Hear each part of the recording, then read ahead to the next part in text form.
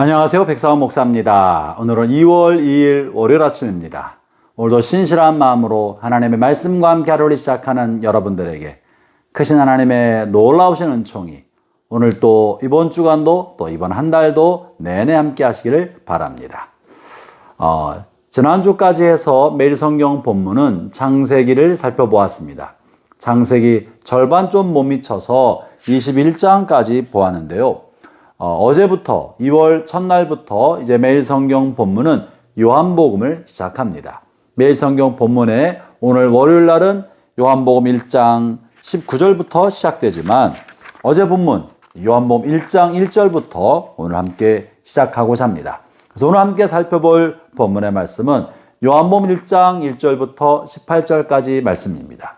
오늘 본문에서 요한복음을 기록한 요한은 3년 동안 예수님과 동고동락하면서 예수님의 모습을 모든 것을 다 보았지만 예수님께서 부활하시고 승천하신 이후에 예수님을 의식할 때 예수님이 어떤 분인지 놀라운 깨달음을 얻게 되었고 예수님을 발견하게 된 것이죠. 그것은 바로 예수님은 인간이 아니고 예수님은 온 우주 만물을 창조하신 창조자이시며 그 예수님께서 만물을 지으셨다는 사실을 깨닫고 알게 된 것입니다. 그래서 다른 복음서와 달리 요한복음은 예수님께서 이 모든 만물을 지으셨다, 창조주시다, 이 태초로부터 본문을 시작합니다. 1절부터 3절이 그것입니다. 태초에 말씀이 계시니라. 이 말씀이 하나님과 함께 계셨으니 이 말씀은 곧 하나님이시라. 그가 태초에 하나님과 함께 계셨고 만물이 그로 말미암아 지은 바 되었으니 지은 것이 하나도 그가 없이는 된 것이 없느니라. 모든 피조물은 다 예수님을 통하여 지음받은 바 되었다라고 말하고 있는 것입니다. 그러면서 아울러 모든 만물을 지으신 그분께서 이 땅에 오셨다. 육신의 몸을 입고 오셨다 하는 말을 하는데요. 14절의 말씀입니다. 말씀이 육신이 되어 우리 가운데 거하심에 우리가 그의 영광을 보니 아버지의 독생자의 영광이요 은혜와 진리가 충만하였더라. 예수님께서 다시 말하면 창조주께서 하늘 높은 보좌에 머물러 앉아 계시지 아니하시고 이 땅에 오셨다는 거예요. 여러분, 구약과 신약의 근본적인 차이점은 바로 이 예수님의 이 땅에 오심을 통하여 나타나게 된 것입니다. 예수님이 땅에 오시기 전에는 하나님은 높은 하늘에 계셔서 인간의 세상을 바라보시고 인간에게 어떻게 삶을 살아가야 하는지 율법을 주셨고 그 율법에 따라 삶을 살고 있는지 그렇지 못한 것을 심판하고 재판하시는 준엄한 심판관이셨습니다. 그래서 구약시대의 사람들은 하나님의 율법대로 살아야 하는 두려운 마음을 가지고 있었고 그러지 못할 때 하나님의 준엄한 심판을 받지 않았습니까? 그러므로 구약에 나타난 하나님은 심판자입니다. 법을 주고 법대로 집행하는 여부를 보는 심판자의 모습을 갖고 계시죠. 그래서 하나님의 다양한 심판과 또 이런 심판에 관한 두려움 묘사가 성경에 많이 있었던 것입니다. 그런데 예수님이 하나님의 영광을 안고 이 땅에 오셔서 우리 가운데 함께 사셨던 예수님을 보니까 구약의 하나님께서 보여주지 않았던 또 다른 한 깊은 면을 보게 된 것입니다. 그것은 무엇입니까? 그분은 은혜와 진리가 충만한 모습이었습니다. 하나님의 독생자의 모습인데 그 안에 담겨있는 하나님의 모습은 은혜가 가득한 모습입니다. 진리만이 아니라 은혜가 가득한 모습이었습니다.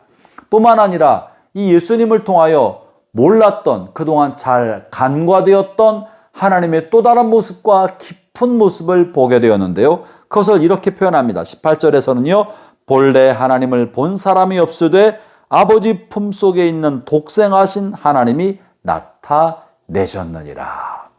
하나님을 향하여 하나님께 대해서 온전히 알지 못했는데 예수님이 육신의 몸을 입고 이 땅에 오신 것을 보고 그분의 모습을 보고 그분의 말을 듣고 그분과 함께 살다 보니까 하나님이 이런 모습이었구나 하는 것을 보여주었다는 거예요.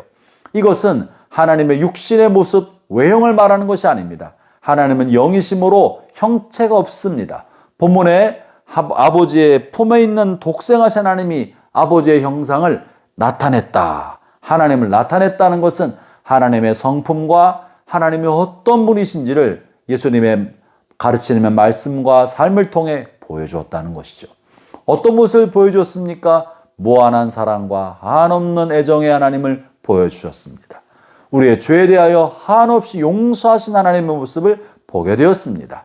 죄만 우리를 향하여 심판의 칼을 드는 것이 아니라 우리의 죄를 대신하여 당신의 목숨을 내어주시는 무한한 사랑과 희생의 하나님의 모습을 보게 된 것입니다. 여러분이요, 그러므로 오늘 우리는 예수님을 통하여 하나님을 온전히 알게 되었습니다. 우리가 하나님을 인식할 때 이제는 이 땅에 오셨던 예수님을 통하여 하나님이 어떤 분이신지를 바르게 인식하게 되는 것이죠. 또한 아울러 이런 면에서 예수님을 통해 보여준 또 한 분의 하나님의 또 다른 모습, 하나님의 마음이 담긴 모습 중에 하나는 14절에 있는 바 우리 가운데 거하심에, 우리 가운데 거하셨다는 것입니다. 여러분, 영국의 유명한 설교자 스펄전 목사님은 이 거하심에 18절에 14절의 말씀을 해석하면서 이렇게 말한 바가 있습니다. 만약 왕이 화려한 왕궁 안에만 머무르고 계신다면, 그리고 백성을 향하여 교시를 내리고 재판에 관여하시기만 하신다면 국민들, 백성들은 왕을 두려워하는 존재, 가까이 다가갈 수 없는 두려워하는 존재로만 인식했을 것입니다. 그러나 만약 왕이 허름한 농부의 옷을 입고 농부의 집에 들어가서 농부와 함께 일주일을 먹고 같은 밥을 먹고 지낸다면 사람들은 그에 관하여 사람들을 사랑하는 군주로 알았을 것입니다. 여러분, 그러한 것입니다. 하나님께서 사람의 몸을 입고 우리처럼 이 땅에 오셔서 우리와 함께 거하신다는 사실은 우리를 향한 무한한 하나님의 사랑을 보여주는 거예요. 하나님의 사랑을 보여주는 거예요. 또 우리의 삶을 이해하시는 하나님의 모습을 보여주는 거예요. 연약하고 병들기 쉽고 마음에 상처받기 쉽고 고통이 많은 우리의 모습을 이해한다는 것을 보여주신 것입니다.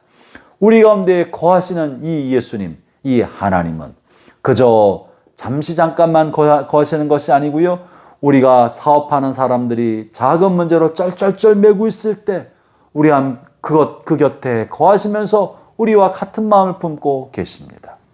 건강검진을 받고 결과를 기다리는 초조한 사람 옆에 계시면서 한 마음으로 함께 계십니다. 자녀의 진학 문제로 골치 아프면서 머리를 싸매고 있는 엄마와 아빠 곁에서 함께 골치 아파하며 함께 씨름하고 계십니다. 그것이 우리 가운데 거하신다는 하나님의 마음이고 하나님의 표현입니다. 하나님은 직접적으로 도와줄 뿐만 아니라 우리의 마음에 공감하심으로, 우리 함께 거하심으로 공감하고 우리의 처지를 헤아려 주시는 것이죠. 그것이 바로 예수님께서 육신을 입고 이 땅에 오신 목적 중에 하나였던 것입니다. 사랑하는 성도 여러분, 여러분의 삶의 모든 자리에서 주님께서 여러분과 함께 거하신다는 사실을 알기를 바랍니다. 그 하나님과 함께 하십시오. 교제하십시오. 우리의 삶의 처지를 아시는 하나님께 여러분의 마음을 아뢰십시오. 오늘도 그분과 동행하는 복된 하루가 되기를 바랍니다. 기도하겠습니다. 하나님 아버지, 감사합니다. 우리의 처지를 알고 우리와 함께 거하시며 우리의 삶의 자리에서 함께 머무르신 주님, 감사합니다. 우리의 삶의 시간이 어떠하든지 나를 아시는 주님과 동행하고 그 주님께 우리의 마음을 아뢰며 주님과 함께 살아가는 오늘 하루가 되게 하여 주옵소서. 예수님 이름으로 기도합니다. 아멘.